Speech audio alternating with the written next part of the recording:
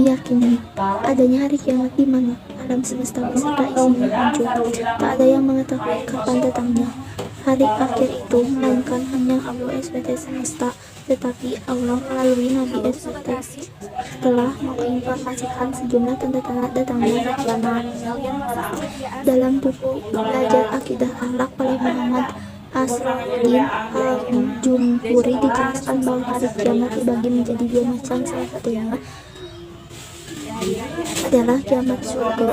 Kiamat di kecil sudah terjadi lebih dahulu sebelum kiamat sesungguhnya, yakni berupa tanda-tanda yang dimaksud sebagai peringatan supaya umat manusia bisa mempersiapkan diri dengan berbagai amal ibadah. Kiamat terbagi dua. Kiamat surga. Kiamat surga secara bahasa artinya datangnya kematian atau kerusakan bagi setiap makhluk termasuk manusia yang bersifat lokal atau individu. Adapun pengertian secara istilah yaitu datangnya kematian yang menimpa setiap manusia. Kiamat itu kiamat besar yang dimaksudkan di sini adalah berakhirnya seluruh kehidupan makhluk secara serempak. Kematian semua makhluk tersebut menegaskan kepastian terjadinya alam semesta. Islam menegaskan kepastian terjadinya kematian kubro, tetapi tidak dipastikan secara mendetail kapan terjadinya. Sekian dari saya. Wassalamualaikum warahmatullahi wabarakatuh.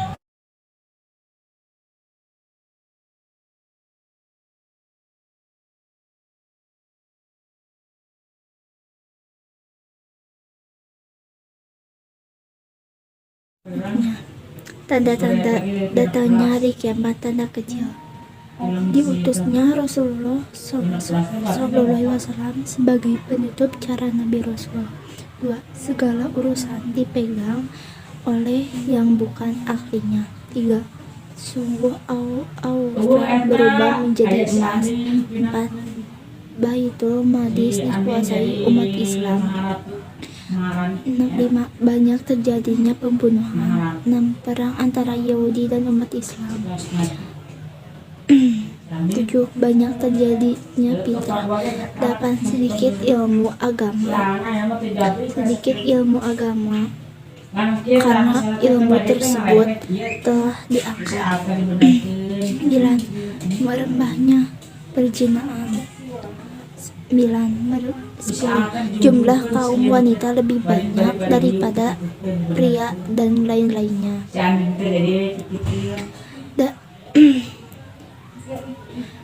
Yaumul Ba'ats, hari kebangkitan manusia dari kuburnya. Hal itu ditanda tiupan trompet kedua oleh malaikat Israfil, di mana ketika manusia dibangkitkan itu manusia kembali menjadi makhluk yang bernyawa. Saat itu di antaranya manusia akan ada yang memiliki wajah yang putih berseri-seri dikarenakan yang hitam gelap dikarenakan yang sengsara dikarenakan perbuatan buruknya saat di dunia. Yaumul As, hari berkumpulnya semua manusia di hadapan Allah setelah kebangkitan mereka dari kubur. Semua manusia dikumpulkan secara bersama-sama di satu tempat, tanpa ada yang ketinggalan. Tempat tersebut dengan padang hasyir. Yaumul Hisab, hari perhitungan amal baik dan buruk manusia, di mana manusia tanpa terlewatan sedikit pun dari amal perbuatan di dunia, apakah yang baik atau buruk, keseluruhnya akan dihitung. Yaumul As, hari keputusan Allah terhadap orang-orang beriman dan orang-orang kafir dan akhirat. Kelak apakah menjadi manusia beruntung atau sebaliknya. Yaumul Ja'ad, hari pembalasan bagi setiap manusia atas segala amal perbuatan di dunia bagi mereka yang banyak memiliki amal kebijakan, maka surga dalam tempatnya, dan bagi mereka yang memiliki dosa yang banyak maka nerakalah tempat akhirnya kelak. Fungsi iman kepada akhir: menambahkan keimanan dan ketakwaan kepada Allah, lebih taat kepada Allah dan Rasul, senantiasa hidup dengan hati-hati, waspada, dan selalu memohon ampunan Allah. Memberi motivasi untuk beramal dan beribadah, selalu berhias dari zikri dan Allah, membaca kepada Allah, membenci peristiwa setelah akhir alam barjah. Alam barjah juga disebut alam kubur. Di alam barjah manusia sudah dapat merasakan balasan amal baik dan buruk. Firman Allah SWT, agar aku berbuat amal yang saleh terhadap yang telah aku tinggalkan. Sekali-kali tidak, sesungguhnya itu adalah perkataan yang diucapkan saja, dan di hadapan mereka alam barjah, dinding permisah sampai akhir neraka, dibandingkan Al-Quraish Al-Mu'min. Yaumul Ba'as artinya hari kebangkitan, yaitu hari kebangkitan kembali seluruh umat manusia sejak Nabi Adam hingga manusia terakhir dari alam kubur setelah malaikat Israfil meniup sekala-kalanya. Yang kedua, firman Allah, pada hari itu manusia keluar dari kuburnya dalam keadaan bermacam-macam agar kepada mereka itu dapat diperlihatkan amalan-amalannya yang sudah Al-Quraish surat Al-Jazalah ayat 6. Yaumul Masyar adalah hari berkumpulnya seluruh umat manusia setelah manusia dibangkitkan dari alam kubur. Manusia digiring dan dikumpulkan di padang masyar. Firman, dan kami kumpulkan seluruh manusia dan tidak kami tinggalkan seorang pun dari mereka. Al-Quraish Al-Kahfi ayat 47. Yaumul Mizan yaitu hari pertimbangan amal baik dan amal buruk yang dilakukan manusia selama hidupnya. Kami akan memasangkan timbangan yang tempat pada hari kiamat, maka tidak adalah dirugikan seseorang barang sedikit pun. Dan jika amalan itu hanya seberat biji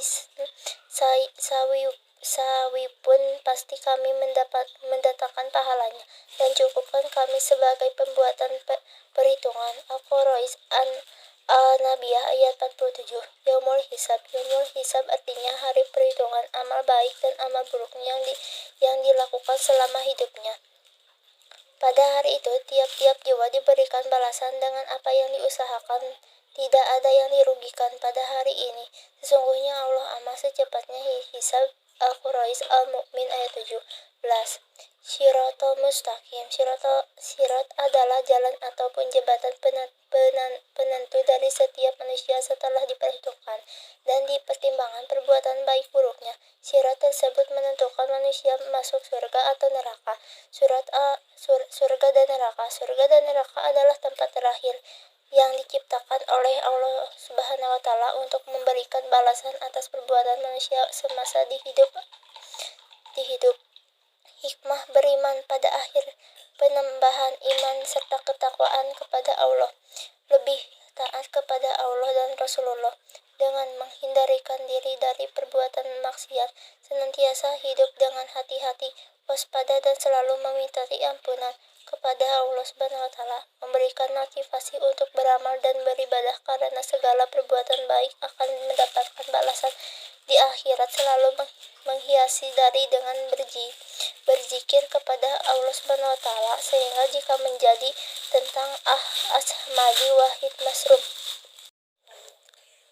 Kejadian kiamat atau akhir kiamat memang menarik untuk kepelajari karena ternyata banyak umat Islam yang hanya sering membaca Al-Quran saja tetapi tidak membaca atau memahami artinya.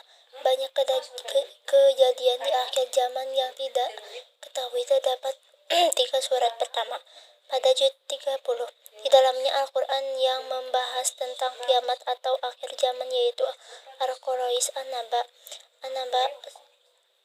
An-Najiat, dan Al-Quraish At-Takwir. Di dalam surat Al-Quraish An-Naba, para ulama menafsirkan tentang apa yang dimaksud dengan An-Naba.